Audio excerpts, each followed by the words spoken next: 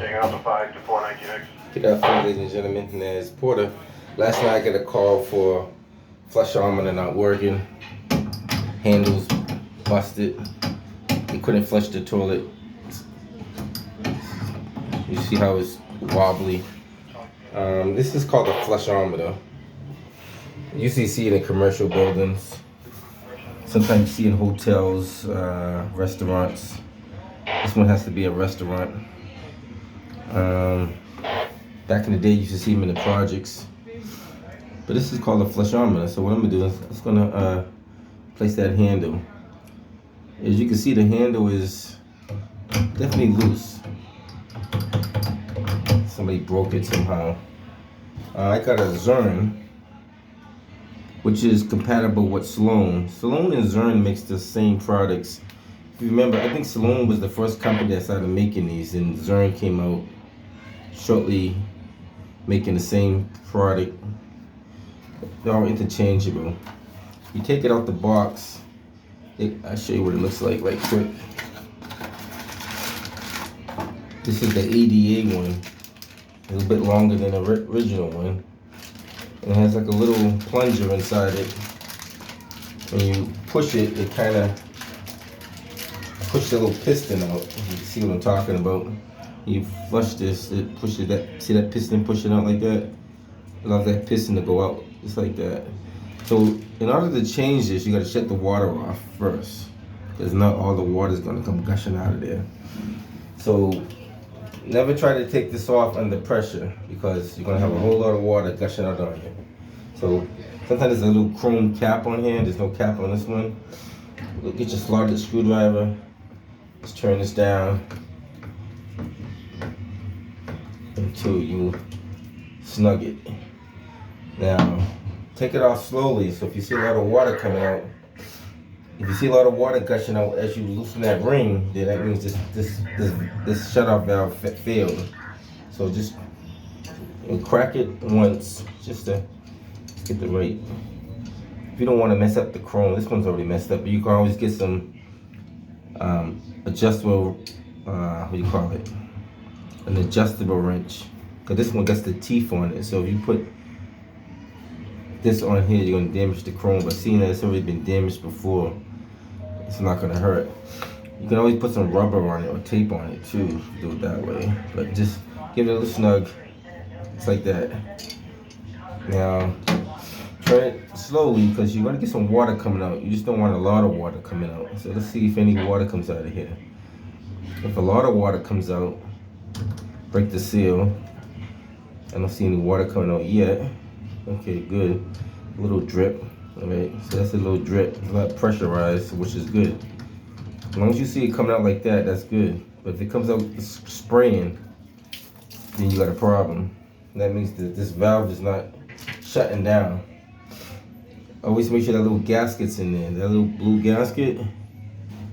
Because if that gasket's not there, it looks like that. So make sure that gasket's in there. If it's not left in the package, it's not falling on the floor, make sure it's in there.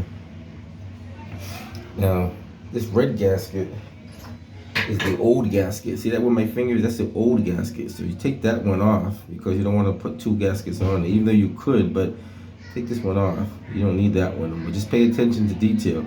No Teflon goes on here at all. Don't put any Teflon. It doesn't require any Teflon.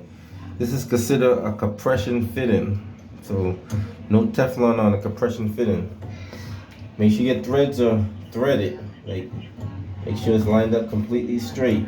Don't tighten it when it's crooked. So just take your time. See, make sure we get the threads in there. I feel like it's kind of tight. Let's see why it's so tight here. Here we go. Always want to turn it nice and smooth. If you gotta turn it tight on the first couple of turns, that means you're cross-threading it. So once you can turn it a few times with your hand and snug it, I'm gonna put the plastic on this one because I don't want to damage the chrome. So I'll put the plastic on like that and snug it. That way I don't damage the chrome. I'm gonna turn this water on and check for leaks and then check for operation. And we'll go from there. Let's turn this water back on nice and slow. Make sure the air comes out of the system when you do it. Sometimes you get a little air caught in your little diaphragm up there. You don't want that.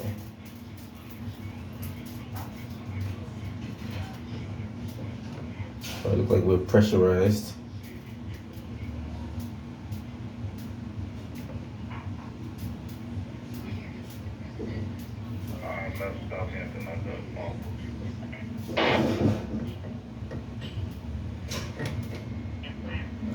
See if it flushes. It does flush.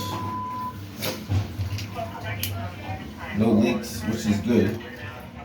If you've seen any water on here, you just obviously there's no water. But if you've seen any water, you can get a paper towel. You can always wipe it. I'm just gonna show you an example. Just take it, wipe it.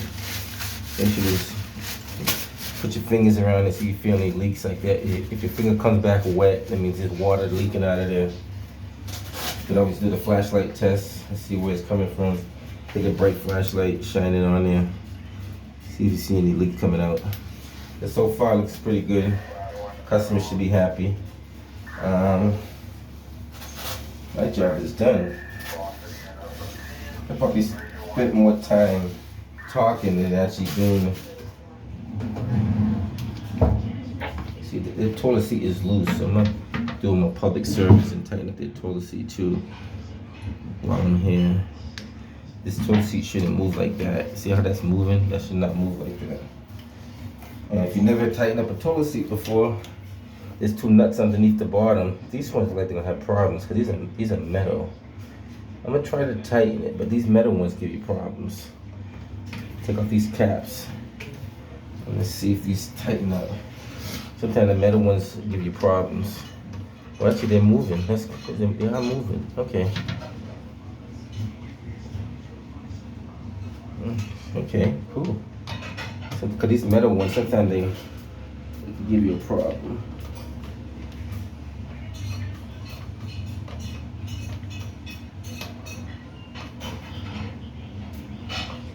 See a couple of drops coming out of that. Might need to be repacked. Sometimes you don't want to turn that thing too much because then the screw gives you another problem. Let's see if this.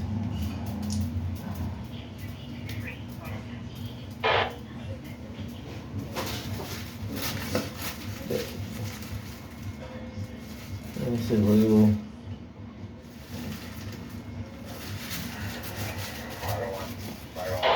That's a little bit better.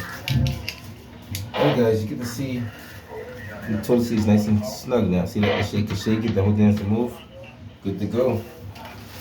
Alright, we'll catch you guys on the next one. That's how you change your Zurn/Sloan flush armature handle. Now you learned something. You guys have never done it before. There you go.